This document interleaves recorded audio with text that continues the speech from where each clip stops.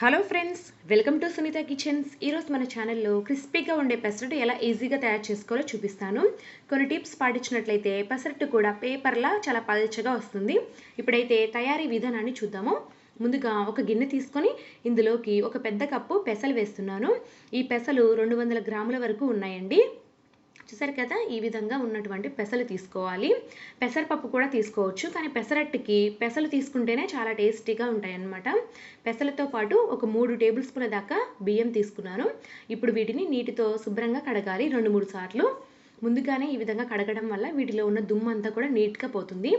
అంతా కూడా పోయి శుభ్రంగా కడిగిన తర్వాత ఇవి మునిగేంత వరకు వాటర్ వేసేసి బాగా నానబెట్టాలి. ఒక 5-6 గంటల పాటు, లేదా ఓవర్ నైట్ అంతా కూడా నానబెట్టుకోవచ్చండి.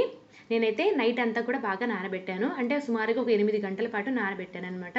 తర్వాత చూస్తే చూడండి, పెసరపప్పు ఎంత బాగా నానిపోయిందో. ఎంత ఎక్కువసేపు నానబెట్టుకుంటే ఈ పెసరట్టు అనేది అంత పల్చగా టేస్టీగా వస్తుందన్నమాట. తర్వాత ఒక మిక్సీ జార్ తీసుకొని ఇందులోకి పెసలు బియ్యాన్ని వేసేసుకోవాలి. ఈ మిక్సీ జార్కి సగం పైన వేసుకోండి. తర్వాత ఇందులోకి 2 ఇంచుల అల్లం ముక్కను చిన్న చిన్న ముక్కలుగా కట్ చేసి వేసుకోండి. అల్లం ముక్కను అలాగే వేయడం వల్ల సరిగ్గా గ్రైండ్ అవ్వదండి. ఈ విధంగా చిన్న ముక్కలుగా తరిగి వేసుకోండి, బాగా గ్రైండ్ అవుతుంది. తర్వాత 4 పచ్చిమిర్చిని కూడా ఇలాగ చిన్న ముక్కలుగా కట్ చేసి వేసుకోండి. ఒక రెమ్మ కరివేపాకు వేసుకోవాలి. అలాగే ఒక టేబుల్ స్పూన్ దాకా జీలకర్ర వేసుకుందాము. ఇప్పుడు రుచికి సరిపడా ఉప్పు, అలాగే కొద్దిగా వాటర్ని వేసుకుంటూ మెత్తని పేస్ట్లా గ్రైండ్ చేసుకోవాలి. మామూలు మనం నార్మల్ దోశ పిండి పట్టుకుంటాం కదా, అలా పల్చగా చేసుకోకూడదని కొంచెం తిక్కుగా గ్రైండ్ చేసుకోవాలన్నమాట పెసరట్టుకి. చూసారు కదా, ఈ విధంగా గ్రైండ్ చేసుకోవాలి. తర్వాత మిగిలిన పెసలు బియ్యాన్ని కొంచెం వాటర్ వేసుకొని గ్రైండ్ చేసుకుంటే సరిపోతుంది.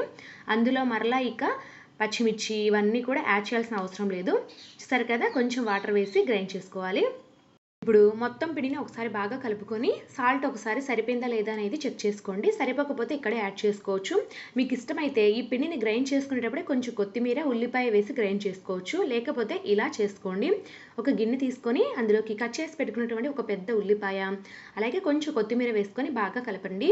ఇందులోకి ఒక 1/4 టీ స్పూన్ దాకా కారం, ఒక 1/4 టీ స్పూన్ దాకా ఉప్పు వేసి కలుపుకోవాలి. మనం మామూలు పెసరట్టు వేసుకున్న తర్వాత ఈ మిశ్రమాన్ని పైన చల్లుకుంటే ఉల్లి పెసరట్టు అయిపోతుందండి. ఇలా కూడా చేసుకోవచ్చు అనమాట. ఇది పూర్తిగా ఆప్షనల్ మాత్రమే, మీకు ఇష్టమైతే ఇలా కూడా చేసుకోవచ్చు. ఇప్పుడు ఈ మిశ్రమాన్ని పక్కన పెట్టుకొని స్టవ్ మీద దోశ పెన్నం పెట్టుకొని బాగా వేడి చేసుకోవాలి. పెన్నం బాగా వేడెక్కిన తర్వాత దీనిపైన కొంచెం ఆయిల్ వేసి ఈ విధంగా టిష్యూతో బాగా తుడచాలన్నమాట పెన్నం మొత్తానికి కూడా. ఇప్పుడు దీని మీద పిండి వేసుకుందాము, పెసరపిండి. చూసారు కదా, ఈ విధంగా గరిటెతో పిండి వేసుకొని రౌండ్ షేప్లో వచ్చే విధంగా ఇలాగ స్ప్రెడ్ చేసుకోండి. అంతేనండి. ఈ విధంగా చేసుకున్న తర్వాత మనం ఫ్లేమ్ని లో ఫ్లేమ్లో పెట్టుకొని బాగా ఉడికించాలి. ఈ దోశని లో ఫ్లేమ్లో చేస్తేనే మీకు బాగా క్రిస్పీగా చాలా పల్చగా వస్తుందన్నమాట. ఈ విధంగా పెసరట్టు మీద తడి అంతా కూడా ఆరిపోయిన తర్వాత కొంచెం ఆయిల్ అప్లై చేసుకోవాలి పైనంతా కూడా. మరికొంతసేపు ఇలానే లో ఫ్లేమ్లో కుక్ చేసుకుందాము. కాసేపటి తర్వాత చూస్తే చూడండి, అడుగు భాగాన్ని ఎంత ఎర్రగా అయిందో. ఈ విధంగా వచ్చిన వెంటనే దోశని ఫోల్డ్ చేసేసుకొని వేడివేడిగా ప్లేట్లోకి తీసేసుకోవడమే. అంతేనండి, ఎంతో క్రిస్పీగా ఉండే పేపర్ పెసరట్టు రెడీ అయిపోయింది.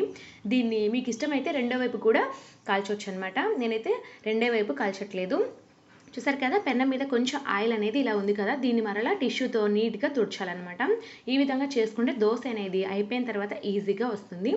ఇప్పుడు మరి కాస్త పిండిని ఇలాగే రౌండ్ షేప్లో వేసేసుకొని బాగా స్ప్రెడ్ చేసుకుందాము. అంతేనండి, ఈ పేపర్ పెసరట్టు చేసుకోవడం చాలా ఈజీ అనమాట. ఈ టిప్స్ పాటించండి, మీకు కూడా పర్ఫెక్ట్గా పల్చగా వస్తుంది. ఇప్పుడు ఈ పెసరట్టు పైన ఉల్లిపాయ, కొత్తిమీర మిశ్రమాన్ని పైన అంతా కూడా చల్లుకుందాము. ఈ విధంగా చేసుకుంటే ఉల్లి పెసరట్టు అనేది అవుతుందన్నమాట. దీంట్లో కూడా తడి అంతా కూడా ఆరిపోయిన తర్వాత ఆయిల్ అనేది పైన అప్లై చేసుకొని ఈ విధంగా అట్లకాడతో ఉల్లిపాయ, కొత్తిమీర మిశ్రమాన్ని ఇలాగ పెసరట్టుకి బాగా ప్రెస్ చేయాలన్నమాట. ఇలా చేయడం వల్ల ఇవన్నీ కూడా అతుక్కుపోతాయి. కాసేపటి తర్వాత చూస్తే ఈ పెసరట్టు కూడా బాగా క్రిస్పీగా వచ్చిందండి. చూసారు కదా, అడుగునంతా కూడా ఎర్రగా అయిపోయింది. ఈ విధంగా వచ్చిన వెంటనే ఈ పెసరట్టుని మరోవైపుకు తిప్పుకొని అటువైపు కూడా మరికొంతసేపు బాగా దోశని కుక్ చేయాలన్నమాట. కాసేపటి తర్వాత చూస్తే 2 వైపులా కూడా బాగా కుక్ అయిపోయింది దోశ. ఇప్పుడు దీన్ని మనము ఫోల్డ్ చేసేసుకొని ప్లేట్లోకి తీసేసుకుందాము. అంతేనండి, క్రిస్పీగా ఉండే ఉల్లి పెసరట్టు కూడా రెడీ అయిపోయింది. 2 రకాల పెసరట్లు కూడా బాగా క్రిస్పీగా పల్చగా వచ్చాయండి. సో ఫ్రెండ్స్, మీరు కూడా తప్పకుండా ట్రై చేసి ఎలా వచ్చిందనేది నాకు కామెంట్స్ రూపంలో తెలియజేయండి. ఈ విధంగా తయారు చేసుకునే పెసరట్లను కొబ్బరి చట్నీతో కానీ, అల్లం చట్నీతో కానీ, లేదా మీకు నచ్చిన చట్నీతో వేడివేడిగా సర్వ్ చేసేసుకోండి. సో ఫ్రెండ్స్, ఈ వీడియో కనుక మీకు నచ్చినట్లయితే నా ఛానల్ని సబ్స్క్రైబ్ చేసుకొని మీ ఫ్రెండ్స్కి రిలేటివ్స్కి కూడా షేర్ చేయండి. Thank you for watching.